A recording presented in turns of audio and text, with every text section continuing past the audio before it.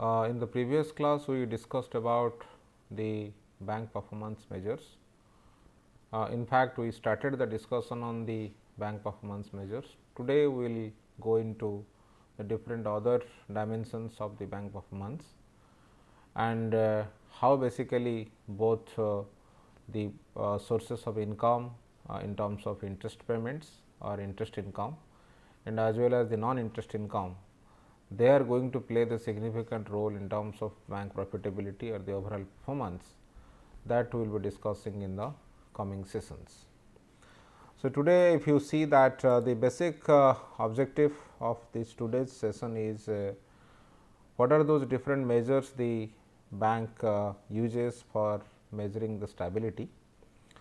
Then what are those different measures bank basically uses for the asset quality measurement and as well as the liquidity measurement.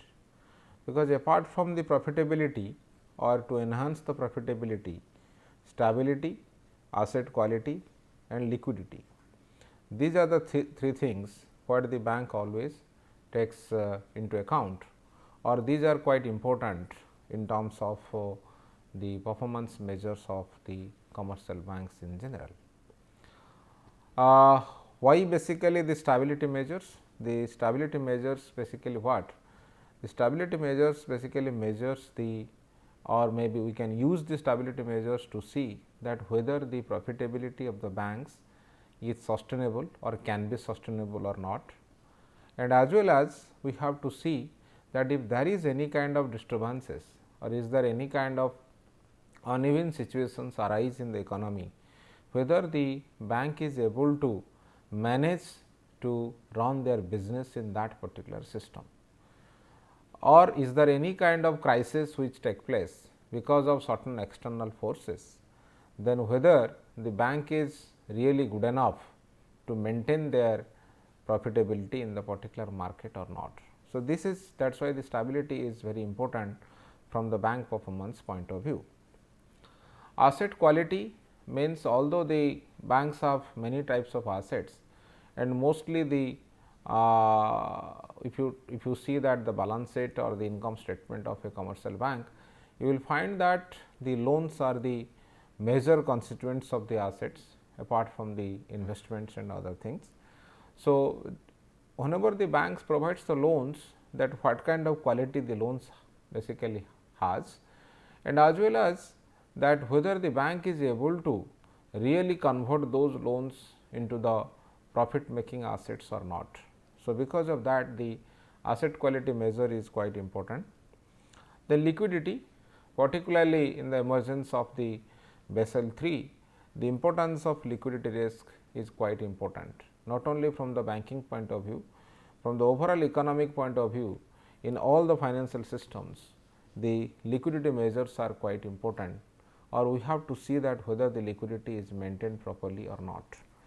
If you remember why we are thinking about liquidity or giving much importance in the liquidity, that whenever we talk about the objectives of the banking,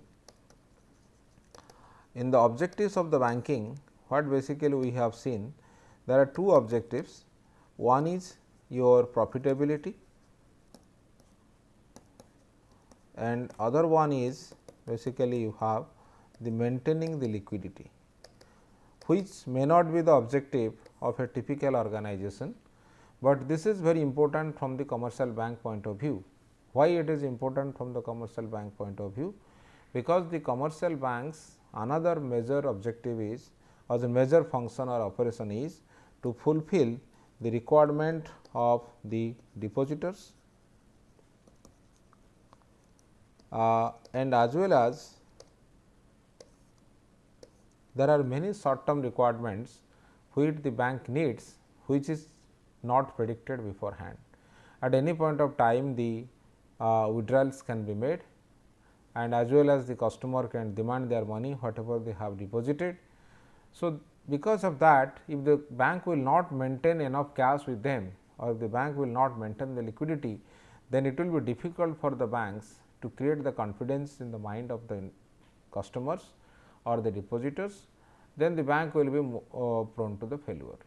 because the lack of confidence declines the confidence of the customers on that bank's operations, and finally, the bank can lead to any kind of problem or maybe any kind of crisis may occur. So, because of that, the liquidity is measures are quite important to check whether really the bank is well equipped to fulfill the requirements of the customers or the depositors at that particular point of time whenever they need the money. So, these are the concepts what we are going to cover today, and how those particular measures are or particular ratios are measured, or what are those different ratios are used to measure this thing. So, this is the major discussion what we are going to discuss in this particular session. So, let us see that how the stability is measured. Most important measure of stability according to the Basel norms is the capital adequacy ratio. We know that the bank has a capital ratio which is nothing but the capital upon total assets. There are normal capital upon the total assets. This is the capital ratio. Or if you talk about the leverage ratio of the banks, the leverage ratio of the bank is measured as the equity capital upon the total assets. So, these are the normal capital ratios what the bank uses, but whenever you talk about the capital adequacy ratio, little bit the ratio is different in the sense here the total asset, instead of taking the total asset, we are talking about the risk weighted assets. In short, we can use this abbreviation that RWA. So, this is basically we use it the risk weighted assets. That means, the every asset will be assigned certain kind of weights on the basis of the risk involved in that particular asset. So, the bank basically faces many types of risk. So, on the basis of the different type of risk, we are assigning certain weights to that particular asset, and finally, the risk weighted assets can be calculated.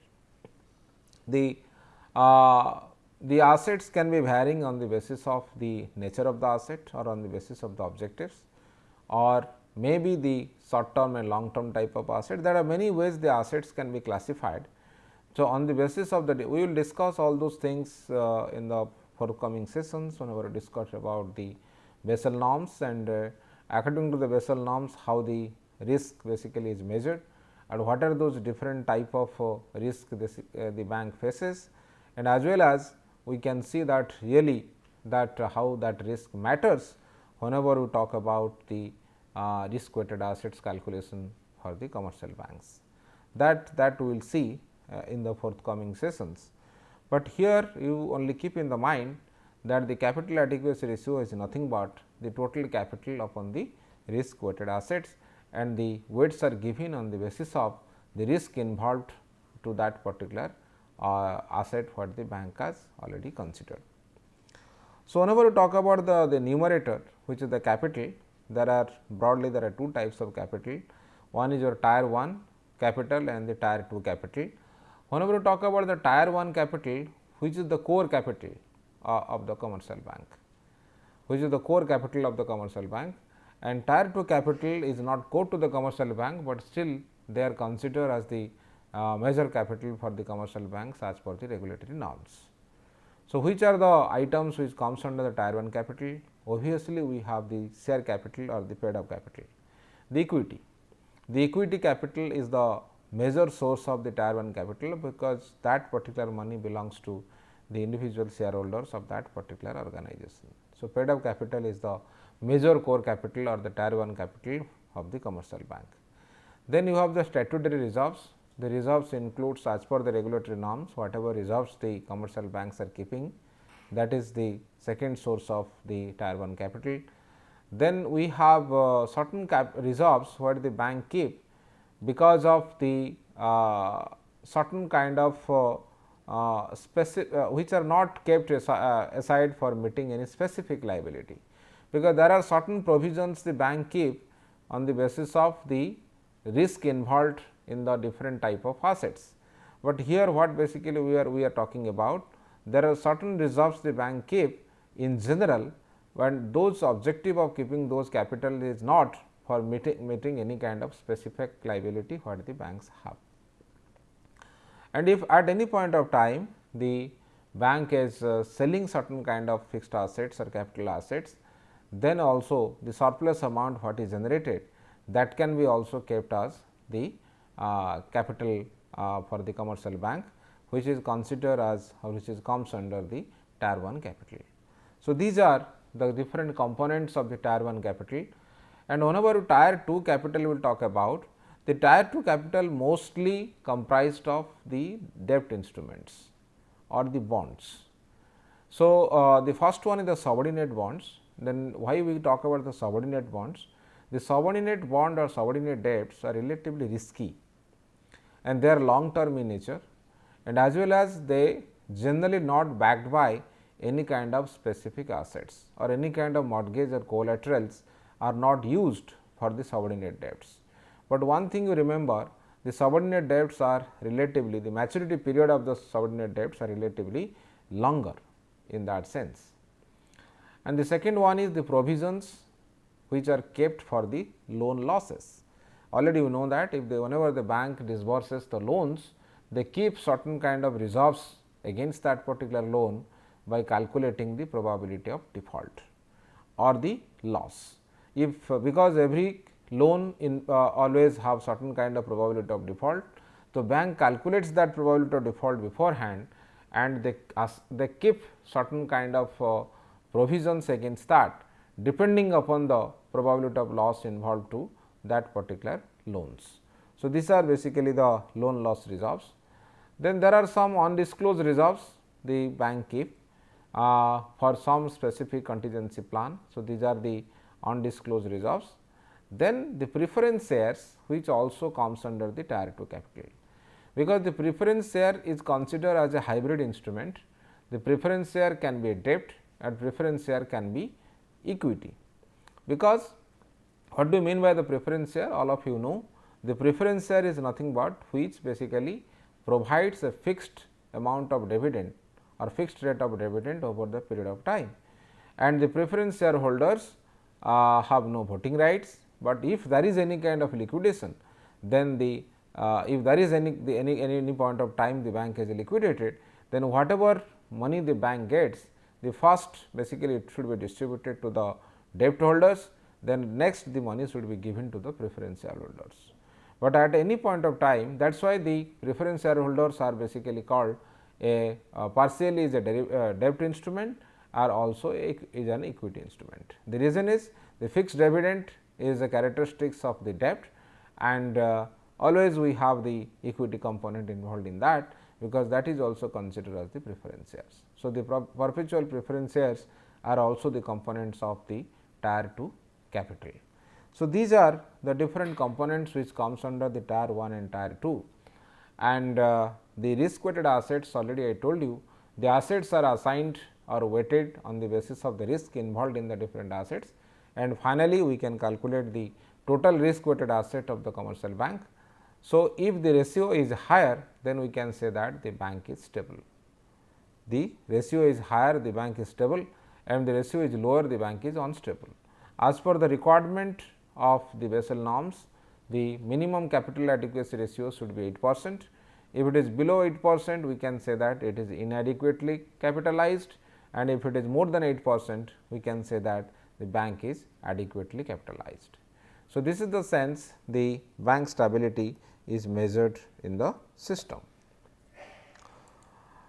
Then we have the asset quality ratio.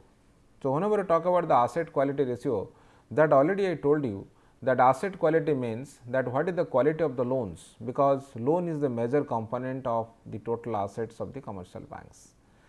So, the total asset quality basically what it measures the credit worthiness of a particular bank's loan portfolio.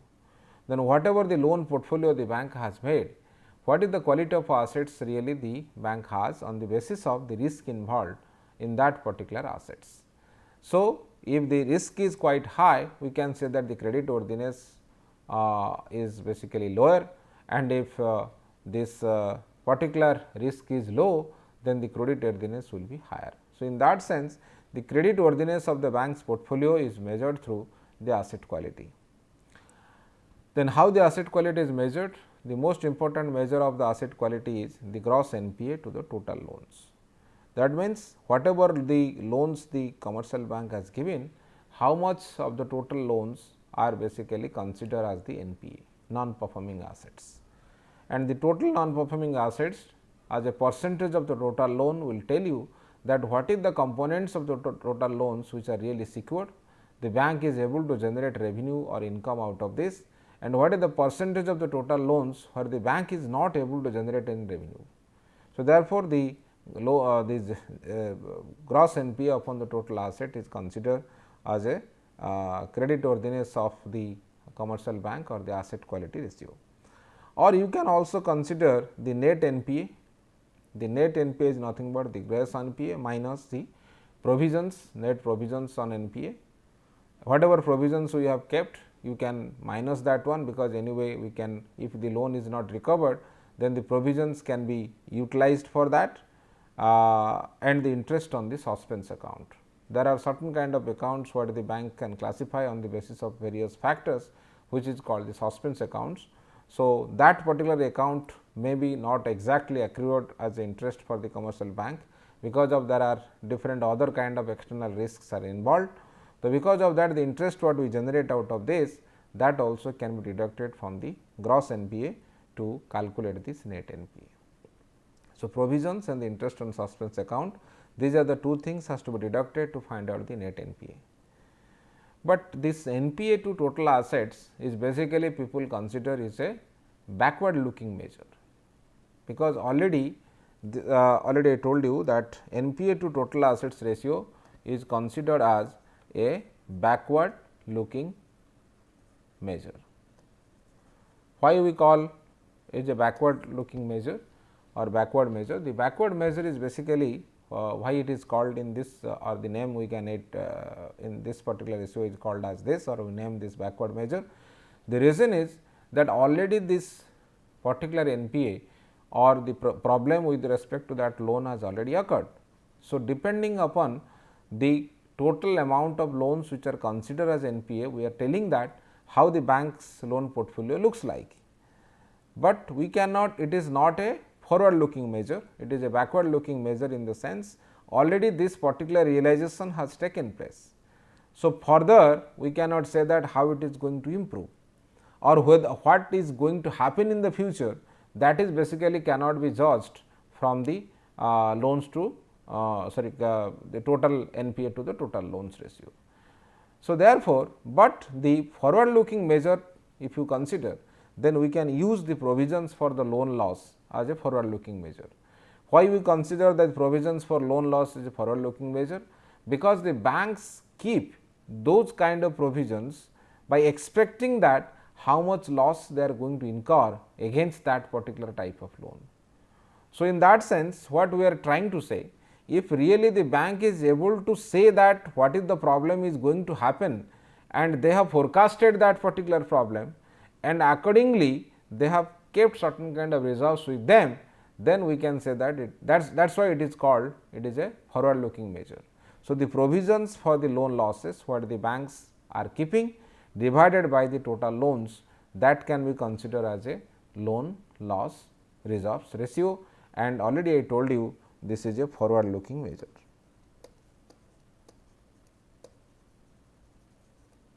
This is a forward looking measure. The reason is the bank basically is calculating this loan reserves on the basis of the probability of loss what they are going to incur against that particular loan or particular asset.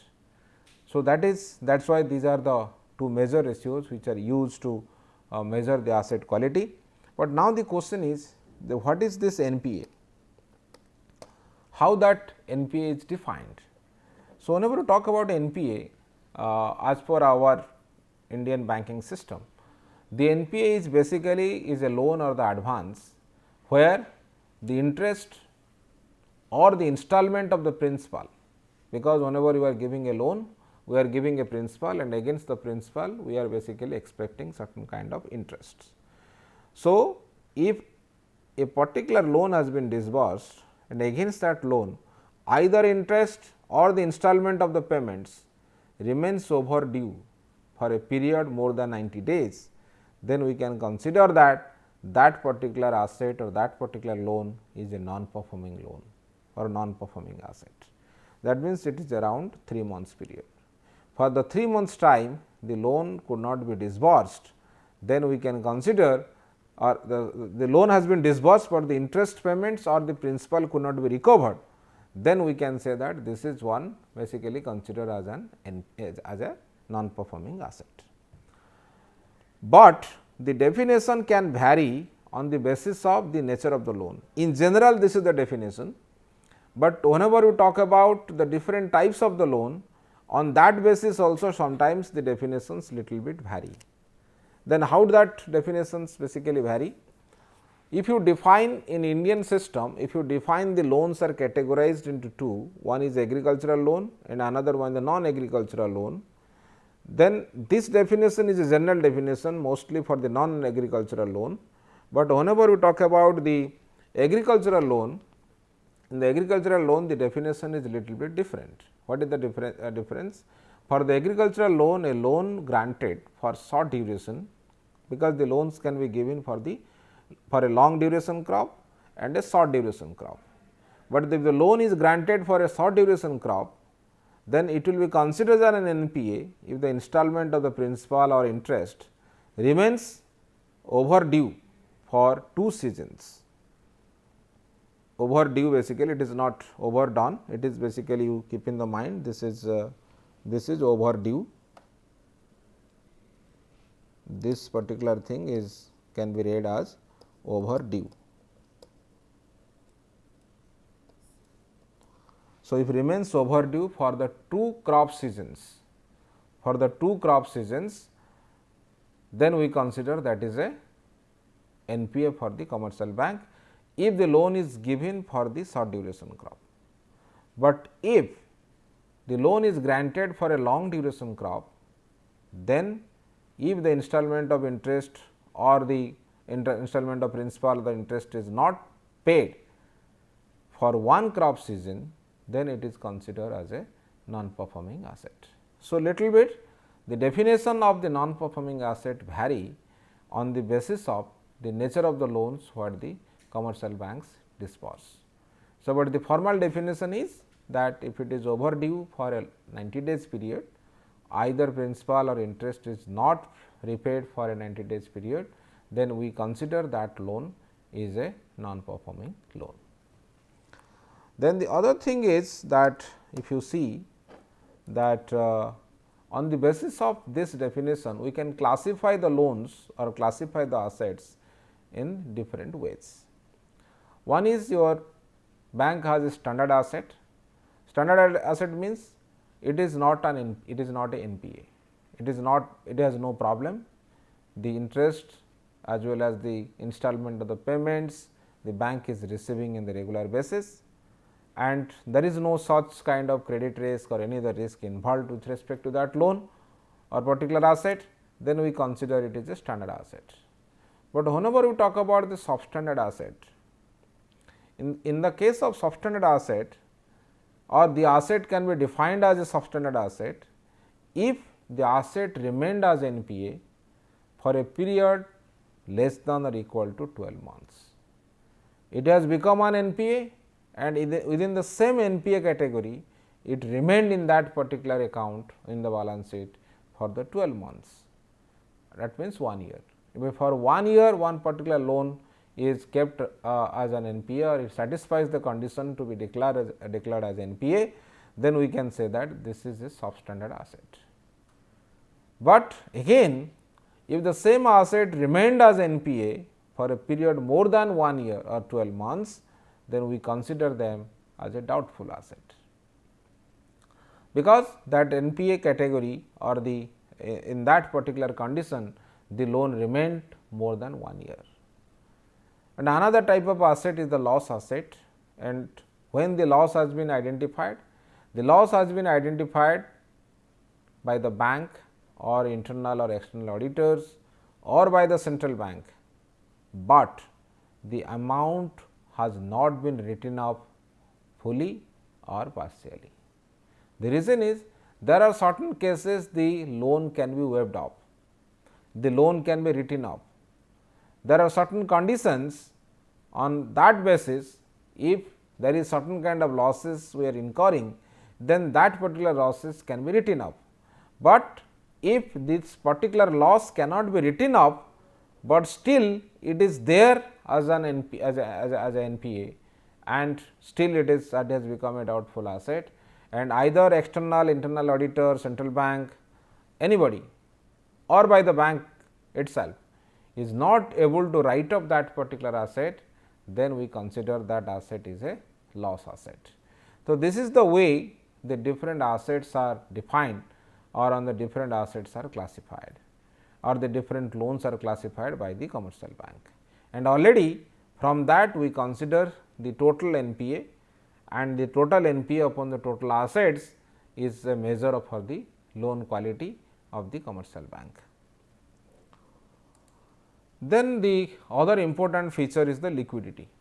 So, whenever you talk about the liquidity, already I told you what do you mean by the liquidity. The liquidity is basically defined as the extent to which the bank has funds available to meet the cash demand for the loans and the deposit withdrawals. The small loan demands they are able to fulfill, and as well as they are going to fulfill the requirements of the customers or the depositors.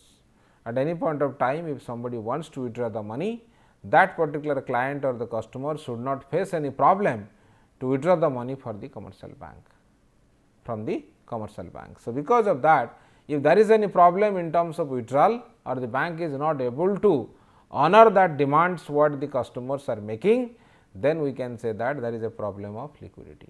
And you know that if there is a problem of liquidity, that declines the confidence level of the depositor, and if the confidence level of the depositor declines on that particular bank, then it has a spiral negative impact on the commercial bank's overall performance. So, because of that, the bank has to take utmost measure to maintain the liquidity, adequate liquidity to cater the demand for all kind of stakeholders who need the short term financing from the commercial banks. So, banks basically require different amounts of liquidity depending on their growth rate and variability in the lending and deposit activities. How frequently the lending and deposit activities are changing, on that basis basically the bank maintains the liquidity. Then how this liquidity is measured? There are many ratios the banks use to measure the liquidity. We have cash to demand deposit, cash at bank plus balance with the central bank plus the money floated in the call money market or the interbank market divided by the total demand deposits. The total demand deposits includes the saving deposits and the current deposits. Then we have the statutory liquidity ratio investments and the mandatory investments, the total investment, because the statutory investments are basically very short term in nature and they are less risky, and as well as it is very easy to convert them into the cash. So, if the more that investments the commercial banks are making, then obviously these banks assets are more liquid. Then the demand to time deposits, the total demand deposits divided by the term deposits. The term deposits are not very liquid, but the demand deposits are relatively more liquid than the term deposits or the fixed deposits. Then we have the credit deposit ratio, the total loans divided by the total deposits. Higher credit deposit ratio implies that bank may not have enough liquidity to cover any unforeseen fund requirements.